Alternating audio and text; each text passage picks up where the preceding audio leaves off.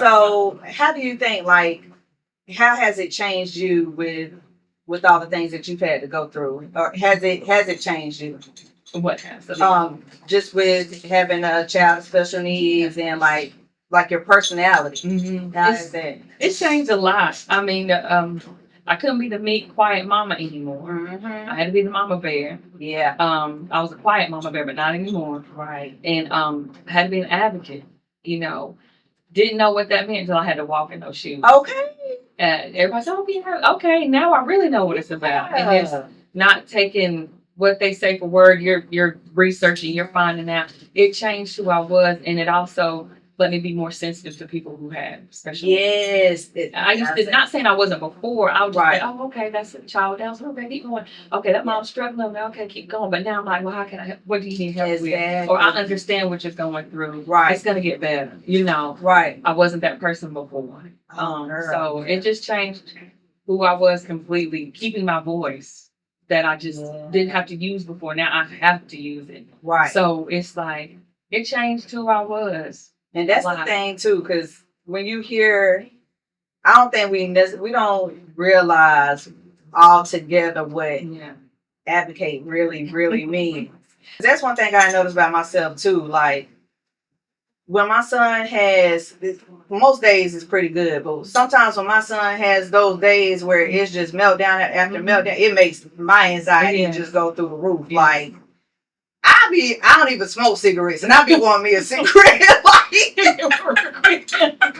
For real. So hey, I know does she have like behavior like those meltdowns or tantrums and?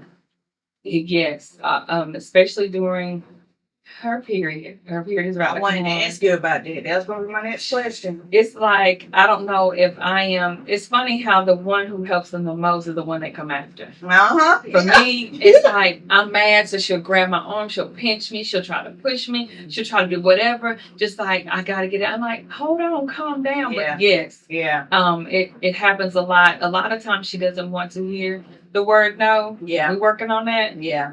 Because I'm gonna use different variations. Because if she hears no, it's on. It's on. Yeah, it's on. I've tried it too, trying to change it up how I want to do it. But sometimes you got to be like, listen, I'm putting my foot down. That's it. But did it trigger any other feelings for you, anxiety, things of that nature? I'm like, I'm not the one. Yeah. I have to turn off that I'm ready to go hand for hand. Yeah. And I'm like, this is my child. Let me just be patient. I can't walk away because she needs me to be there. Exactly. But it's like, it makes me, I will be honest, I'm sometimes nervous about going different places to see, okay, what kind of mood is she in today? Yeah. I don't want to shelter us. But it's like, I don't want to have to deal with this because I'm going to be by myself. Exactly. Trying to figure out how to rile you or calm you down, whichever one I need to do. And I never know who's around. It's almost like clear the space, everybody. Because I don't know what she's about to do. Right. And so sometimes I'm like, do I want to go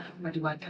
I take a chance and I go because she loves to go out. But it's like when I see her, okay, we need to step away, though. Let's step away. Yeah. Let's step away from this. Yeah. Maybe this is too much.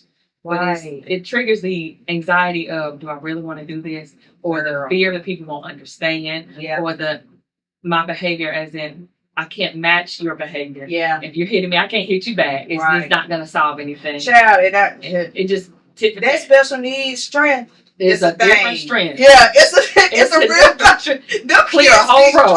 I'm telling you, just people all over the place, scattered like dominoes. Listen, one day my son, we was traveling to the beach. So we going to Myrtle Beach. It's 4 or 5 hour ride. This is when, cause my son hasn't always had meltdowns. It just seemed like when. It started when he started going to school, and it was a kid in there that was having meltdowns, and all the teachers would come and tell me because it was like a domino effect in all the other kids. So this is when he started first experiencing it, and when I tell you he was not having it, he went off and hit everybody in the car. Everybody got it that day, but sometimes they catch you, and you gotta be stop yourself. That's it. I'm telling you. But your reflexes be so that's the thing too. Like You gotta like let me back up. Let me count the one from 10. So it's like, Lord, please just be with me right now. I be praying for my son too. Like when he get in the mouth, Lord, please take this monkey off his back, because if he catch me one good time, I'm telling you. So that's the thing too. Like their emotions go up and down so quick. Like they'll be in a meltdown for a whole minute. And then they laugh in the next minute. I can't do that. No. You crying nonstop for a whole minute that messed up my whole day. Like now I really don't want to do that. So she has sensory. Yeah, it's. I think it's a lot of sensory stuff too. It is. I wish I could narrow down to the exact sensory. Sometimes we go to loud places, she's okay. Yeah. She's all right. Yeah. We go to a quiet place and a little sound goes off. She's doing this. Yeah. Like, I don't get it. Or if let me see. Different lights don't bother her. Yeah. And then, but yet she'll take her blanket and put it over her. So I don't know, especially if we're in a car. If we're somewhere with a lot of lights, that's fine. Like a church with a lot, that's okay. We go in the car to go down the road. She'll put the blanket on top of her head, and I'm thinking, I don't get it. I don't know what is the problem, but she does have sensory. Yeah. The stuff that I would think that he wouldn't like, that it'll be too much for him, he'd be loving. Yeah. Like, I definitely know I needed therapy, but somebody else suggested to me that I needed therapy. When I went to my therapist, we were talking about everything, and she was like, I can't remember what type of therapist she was, but somebody recommended me to her. And she was like, you may need to see like an actual grief, like when she first told me that, it was the only time I hear like a grief counselor or grief therapist is when like somebody, like a family member passes away. Yeah. And she was like, it sounds like you're stuck on who you thought your child was going to be and who they want, who they was before. Because like both of us, they had not a late diagnosis, but it wasn't a diagnosis that we saw that was coming when they was born. So they're developing normally. We thinking they're going to live like, they're going to be a regular boy and girl, and then suddenly this changes. So when she said that to me, it took me a while, but I was like, she's exactly right. Yeah. Now, I couldn't afford it, and I ain't had no time to really do it. So I technically only had one session. Just one session. You got all you needed in it. But that was, it did a little something just by her saying that, because that she was exactly right. She was exactly right. And that's her research. Was there any different type of studies or different type of medications that people maybe wanted you to put your child on, or that you even thought that you would put your child on? Or was there anything like that you went through? Yes. When I first got down the rabbit hole, I tried that NIM-check protocol. I think it's when they have a certain diet that they have. Or was it like organic beef, broth. I'm trying to remember some type of inulin, some type of fiber, because they were saying the healing takes place in the gut. It was some type of fiber they wanted to take, some type of olive oil they wanted to put on. Listen, it worked for maybe about a month because it got expensive. It was a certain type of, and she wasn't eating the stuff, and she wasn't taking it. And I noticed her belly was getting her more trouble. I give her too much of this fiber stuff. I tried it. Tried it. The magnesium, that does work, by the way. The magnesium does work. Okay. Keeps her calm. But it was just like going on everything you heard, everything you saw, every YouTube video. Let me try to do this because this is going to make it better. Right. It was actually making it worse. Her behaviors increased because I'm just throwing all this stuff at you. Yeah. Just trying to hope it sticks. And it got expensive. Because some of these vitamins were not $10 vitamins. You had to get the actual, going to the website to get these lab tested vitamins that were, could be $30, $40, $50 a bottle. Yep. And it's like, money just going out the window. And my child's behavior was everywhere. Her gut was all messed up because I was trying everything I saw. And I did it. I tried it. Yep. Tried it all. I'm guilty too. So so same. Like they say, a lot of it is linked to the food. So there was like, you got to eliminate dairy. It kind of seems like I don't know if you're familiar with Dr. Sebi. I can't remember exactly what his what the foods alkaline, That's the it. alkaline diet. Mhm. So basically, they want them to be like that. That's it. And like you say, who Mhm. can afford that? Who Yeah. can really That's plan it. for that type That's of? it. And they not gonna eat it. Mm-mm, they're not So gonna eat it. and then just getting the fiber to help keep, because they say gut health is a Yeah. thing too. That's it. The vitamins, the detox baths, Yeah. they say metal detox Mhm. and just all kind of stuff, child, all kind of stuff. She's a picky eater too. Yes. How was the food therapy? Okay, how should I say? I felt like it was stuff I just couldn't do on my own. I knew that's what it was going to be like. Yeah, It was just, okay, well, bring her some different snacks. We're going to try it. yeah. Make sure she's kind of hungry. And then her reward will be this goldfish. Or her reward will be a grape. I'm thinking, oh, okay, I didn't know. Yeah. Pretty much it was just like, send you home with assignments, but all I needed to know was how you did it. And I Right. can do it at home. It's Exactly. like, okay, try pudding. Maybe let her play with pudding with her finger. No, she won't even touch it with a spoon. Child. And so it took a lot of trial and error. And I noticed what I'm noticing to switch things up in my life is the more she sees me do it, the Yep. more she's open to it. Okay. So it's like I gotta fix my own nutrition, my own habits.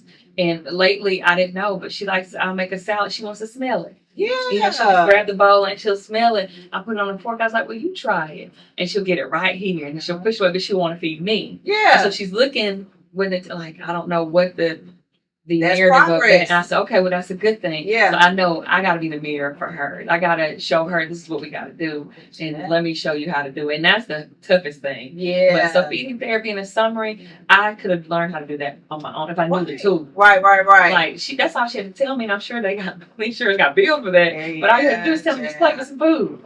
We'll play with some food and see what it is. But it wasn't really successful. Yeah. I noticed more of a turnaround when she sees us do it than she wants to do it. That's a good Or point. she wants to smell it or pick it up. Yeah, and I think that's with kids, period. Yeah. Like, however you want your kids to be, Yeah. you got to be there. That's Like, it.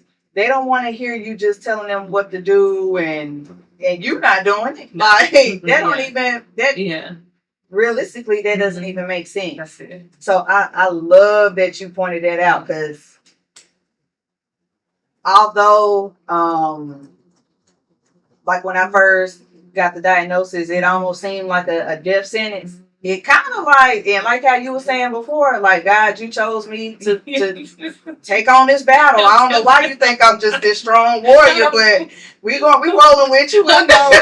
You must think we're God's strongest soldier. Right. Like you did it, so you must be right. Yeah, like you must be right. But it makes you make those necessary changes in your life that you probably really need to make anyway to be that's right. a better parent, a better person. So I love that you pointed that out, because same, like, the more I did it, he would do the same thing. He want to try to feed me. Yeah. And then, he'll let me get it to and see, my son, he want to smell everything. Yeah. If it don't smell right, he's not doing it. Yeah. So I wonder, there got to be something that's common with. Sensory. It must be sensory, because it's the weirdest thing. She'll just smell. Smell. She had a thing where she want to smell your armpit. She smell. I'm like, what is it?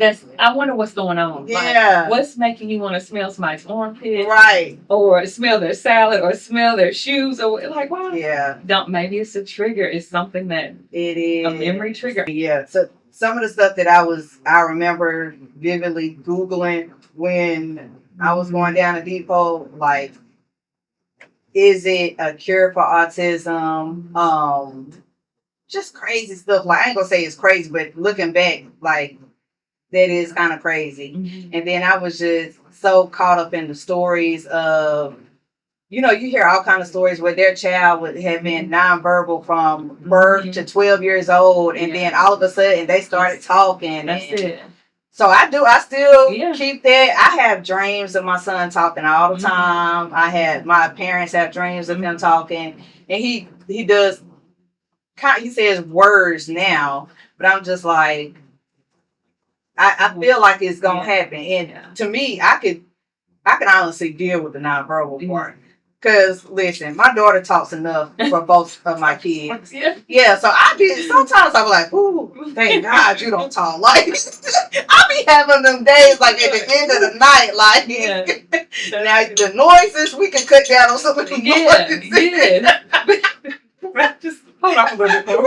Just a little bit. Just a little bit. It could be. But I be like, thank God, no.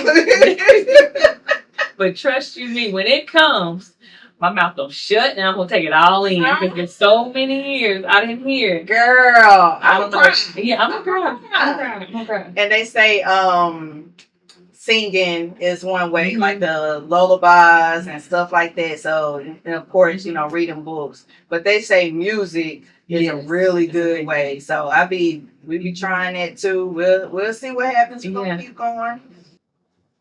Some of them are drawn to music. My daughter, she can listen to music all day, every day, and it's just her thing. She's got to listen to it. Is it a certain song or recently? Well, she's been into just worship music. That's so good. We talked about it before. Worship music, Maverick City. I mean, you name anything that pops up as a recommendation of YouTube, she'll find her thing. And they be finding that stuff too on their own. Right. And I know it's music because even in her constant shows that she watches, she finds the part that they sing. Yeah. And she wants to hear that part. Or some phrases that they say. So I was like, she's gonna probably come out singing songs versus talking, and that's okay. Yes, I'll take that. Yeah, I'll take it. I feel like, especially with women, they come to the conclusion that they're autistic later on in life. How do you feel about, especially like with celebrities, like I don't know if you saw it, but Amanda Seales, she says she's autistic now. Chris Rock saying he autistic. Who else was it? I've been seeing that a lot lately. Like they're coming out and saying they're autistic. How do you feel any type of way about? I don't know if it's no. I won't downplay their diagnosis. I don't know. Yeah. It's like, why now? Yeah. Why? Did you have signs earlier in life and you didn't realize it? Or I've heard of a lot of adults being diagnosed with autism later. I wonder what triggered it, what happened. Right. I have more questions for them. Yeah. Because I guess our autism looks different. Yeah. No, I don't know if we all have a touch of autism. I don't know. I've heard someone say that before too. Like we all have our quirks, we all have our things that we got. Is that just us, or is it? I don't know. Is that just you, or is it diagnosed worthy? I don't know. Right. And I think I've seen it. I'm the same way. It's like, but at the same time, you don't want to do that either. But yeah, girl. But yeah, I think this is going to wrap up our episode number 2, you guys. If you have any, let me know down below in the comments if you have any similar stories. If you have a daughter with autism, or if you're a woman with autism, let us know down below. This is your chance to vent, get it off your chest. Like I said in our last episode, you may not get much facts over here, but you definitely gonna get the feelings. We're here to vent and to lift our spirits up in order to be able to, be the best parents that we could be. So if you need to vent down below just to put yourself in a better mood, just to get it off your chest, definitely let us know. If you have any similar stories, anyone that that has a similar story, drop it down below. Also, if you have any resources, and at least I'm gonna give you a chance to plug your business too. But as far as like the special needs community, if there are any resources, any therapists, teachers, anything, tag them below, plug it in for me. I want this to be able to be a platform where I can get as much information as I can, and that way we can distribute it out to the world. So help me to help y'all. So I'm going to end it on that note. And I'm going to, of course, thank you, Alicia, for coming again and sharing your story and sharing Bella's story. I appreciate you so much. And I love your hair, girl. The color, you You are radiating today. I'm here for it. Don't look like how I feel. We do not look like what we've been through. That is so real. That's the plan. That's it. That's it. Well, plug your business before we officially wrap up. Okay, perfect. Bellside Naturals on all platforms. We service you from head to toe. We got some all natural skincare, butters, oil scrubs. We got you. Just reach out to us and we'll take care of you. And I'm going to include all the links. So make sure you subscribe, follow, go to all of our social media so that way you can keep up with that. And hopefully, like I say, this is a platform for entrepreneurs as well. So we'll have some resources for that. So that's one of the other reasons that you need to follow us. And thank you. And we see you guys next time. Bye. That wasn't too long, was it? Hour and 10. Oh, Sorry. that was long then.